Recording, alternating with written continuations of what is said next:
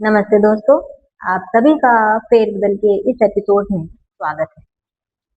अक्सर हम जिन कविताओं को केवल दो प्रेमियों की दास्तान समझते हैं, उनके पीछे योग दर्शन का एक बहुत ही गहरा सच छिपा होता है। आज की ये पंक्तियां भी कुछ ऐसी ही हैं। आइए शुरू करते हैं। देखें उसे और फिर ना देखें, ऐसे कैसे मुमकिन है? एक बार के बाद फिर पलट कर देखें, कोई इतना कैसे हंसे? ये नूर नजरों में है मेरे, या फिर वो ही कोहिनूर है? सोचिए, पहली बार जब कोई योग में ध्यान का अनुभव महसूस करता है, या जब साधक को अपने भीतर उस परम चेतना की पहली झलक मिलती है, तो क्या होता है?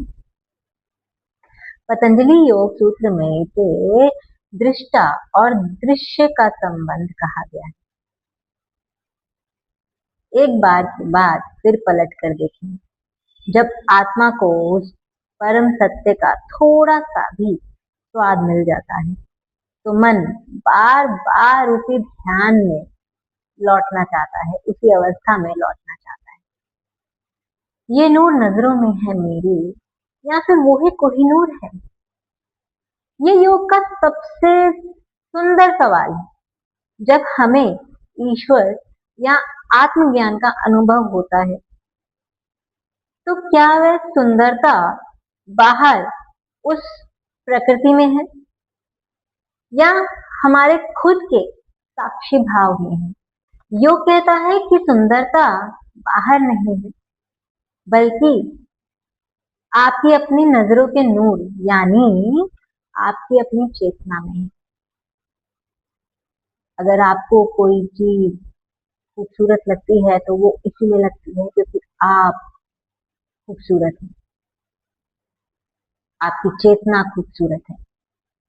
मैं मिलकर सबसे फिर बात ना करूं उसकी, दुनिया का पता नहीं, पर मेरे लिए मुश्किल है। ये हाल है मेरे मन का, या फिर वो भी मजबूर है? अब जो ये कविता है, उसमें जो राइटर है, वो क्या कह रहा है कि मैं मिलकर सबसे फिर बात ना करूं उसकी, मतलब मैं मिलती हूँ किसी से और मैं उसकी बात ना करूं, ऐसा मेरे लिए बहुत मुश्किल है।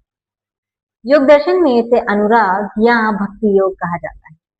जब एक साधक ईश्वर के प्रेम में या ध्यान के आनंद में डूब जाता है, तो संसारिक बातें उसके लिए अर्थहीन हो जाती हैं।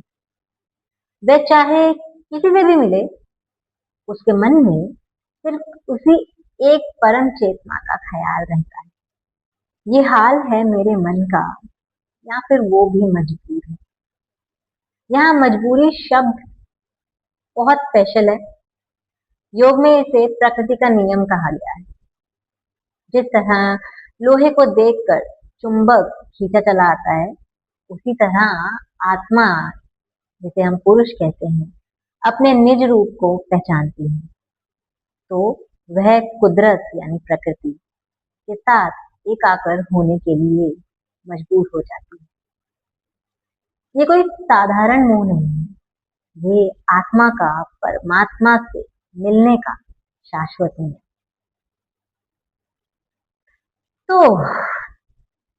अगली बार जब आप इन पंक्तियों को सुने, तो सिर्फ किसी इंसान के चेहरे को याद मत कीजिएगा, याद कीजिए उस ध्यान को, उस शांति को, उस परम शक्ति, जिसे एक बार आपने अगर महसूस किया, तो नजरों से फेरना मुमकिन नहीं।